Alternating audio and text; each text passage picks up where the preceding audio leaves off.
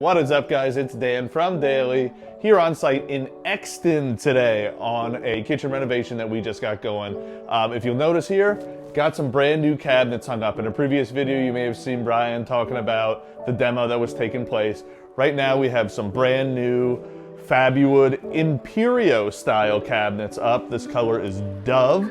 If you come over here, you'll notice we got all the wall cabinets going right now. We got the bases in, sink has been installed, working on some molding that's gonna come in next. But this is a fun one, guys. This is really coming out really nice, working hard on it. Appliances have been ordered, they aren't here yet. The flooring was done in here, so we just have it taped off so we don't damage anything.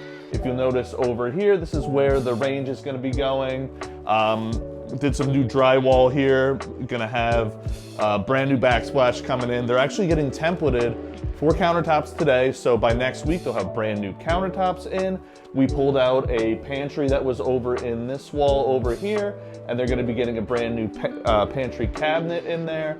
Some above fridge cabinetry as well. And then, like I said, templating today for the countertops. Backsplash will go in after that.